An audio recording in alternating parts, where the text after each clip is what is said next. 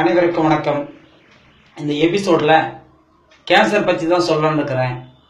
ஏன்னா மிக கொடிய நோய், யாராலையும் குணப்படுத்த முடியாத நோய். இந்த நோய் கடவுள் நமக்கு எளிமையா குணப்படுத்துறதுக்கு ஒரு பயங்கரமான மெடிசின்ஸ் இருக்கிறார். இந்த கேன்சரை குணப்படுத்தி விடலாம்.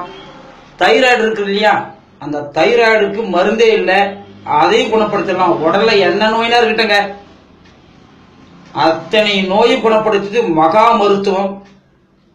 இதை பார்த்துருக்கீங்க இல்லையா, இது நல்லெண்ணங்க. இந்த நல்லெண்ணெய் கடையில் வாங்காதீங்க, நீங்களே எள்ளு வாங்குங்க, செக்கில் போட்டு ஆட்டி நீங்களே கண்முன்னா ரெடி பண்ணீங்க. காலையில் எழுந்த உடனே பல்லெல்லாம் துடைக்கிட்டு உங்க வாய்க்கு தேவையான நெல்லெண்ணெய் ஊற்றிங்க. 10 நிமிடம் கொப்பளிங்க. கொப்பிச்சிட்டு பிறகு கீழே துப்பிடணும். அப்புறமா நீங்க தண்ணி குடிங்க, இல்ல டீ குடிங்க, எதனா பண்ணுங்க. ஆனா டெய்லி இதே மாதிரி ஃபாலோ பண்ணும். இது வெளிநாட்டுல நிறைய ஃபாலோ பண்ணி அவங்கள நல்லா தான் இருக்கிறாங்க.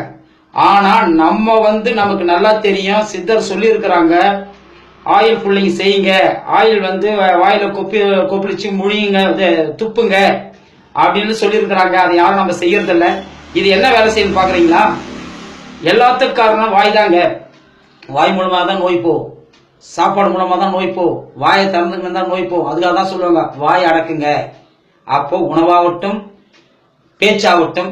அப்ப இங்க நிறைய சுரபி இருக்குது. இந்த 3 சுரபி நம்ம உடம்புல தேவையானவற்றை சுரக்க செய்யும், தேவையில்லாத கழிவை வெளியேற்ற செய்யும். இதை நம்ம ஃபாலோ பண்ணோம்னா நம்ம உடல்ல அது எப்படியாப்பட்ட வைரஸ் இருக்கட்டுங்க, கேன்சருடைய வைரஸை குணப்படுத்தக்கூடியது நல்லெண்ணெய். கேன்சர் அதே மாதிரி தைராய்டை குணப்படுத்தக்கூடியது நல்லெண்ணெய். இந்த ஆயில கொப்பிளிச்சு உள்ள முழுங்க தேவையில்லைங்க, வெளியே துப்புனா போதும். கேன்சர் ஏன்னா போன எபிசோடுல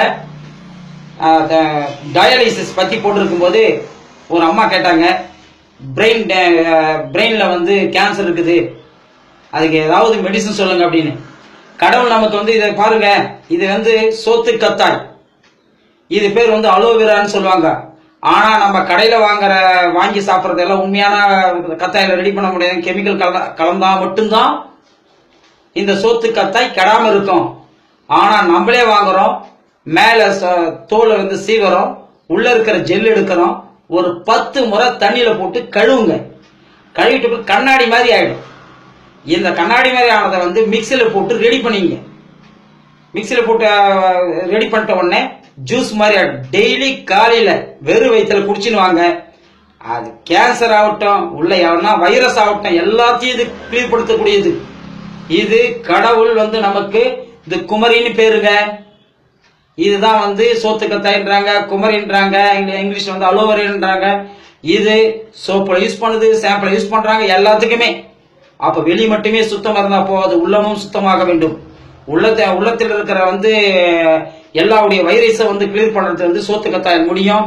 இது ஜெல் எடுக்கிறீங்க, அழகா மேல தோலை சீவறீங்க, உள்ள இருக்கிற ஜெல் ஒரு புடி எடுக்கிறீங்க, நல்லா அழைக்கிறீங்க, 10 டைம் அழைங்க. அப்பதான் உள்ள இருக்கிற அந்த ஸ்மெல் எல்லாம் போகும், கண்ணாடி மாதிரி ஆகும். தேவையானால் கற்கண்டுக்காக கலந்துக்கலாம், ஒன்னும் பிரச்சனை இல்லை. அவ்வளோ டேஸ்டா இருக்கும். வருமுன் காக்கணும், வருமுன் காக்கும் ஒரே ஒரு மருந்து இதுதாங்க. உங்க உடம்புல கேன்சர் நோய் உள்ள இருக்குது அப்படின்னு கண்டுபிடிக்க முடியாது, முத்தன பிறகு தான் தெரியும். இத நீங்க யூஸ் பண்ணீங்கன்னா கேன்சர் வராம தடுக்கும், டிபி வராம தடுக்கும், நிறைய நோயை தடுக்குங்க. இது ஏன்னா முக்கியமா கேன்சர் தான் முக்கியம் அப்படின்னு மாதிரி நான் எபிசோட் போடுறேன். இந்த ஆயில் எடுங்க, டெய்லி காலையில வாய் கொப்பிளிச்சு துப்புங்க. இது டெய்லி இந்த ஜெல்ல சாப்பிடுவாங்க.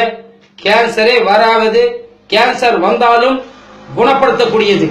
நன்றி. இந்த எபிசோட பார்த்த நீங்க அனைவரும் பயன்படணும் அப்படின்னு ஒரே நோக்கத்தோட ஷேர் பண்ணுங்க தயவு செய்து.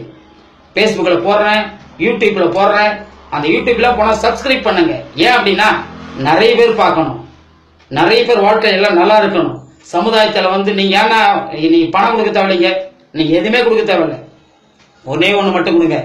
நீங்க பார்த்த விஷயம் அவர்களை சென்றடைந்தாவே நீங்க அதே பயங்கரமான வைப்ரேஷன், அவங்க நல்லனால உங்களுக்கு அந்த புண்ணியம் சேரும். நான் பணம் கொடுத்தேன், நான் இதை தானம் செஞ்சு அது செஞ்சு நான் கர்ம வேணா நான் அனுபவிச்சுதான் இருக்கிறேன் அப்படின்னு நீங்க சொல்றதோடைய இதே மாதிரி விஷயத்த நிறைய பேருக்கு பரப்புங்க. அது அவங்க எல்லாம் நல்லா இருந்தாங்கன்னா நீங்க உங்க குடும்பம் நல்லா இருக்கும், நீங்க வாழ்க்கையில நீங்க நல்லா இருப்பீங்க. நன்றி. இந்த எபிசோட பார்த்து சப்ஸ்கிரைப் பண்ணுங்க, லைக் பண்ணுங்க, ஷேர் பண்ணுங்க. நன்றி.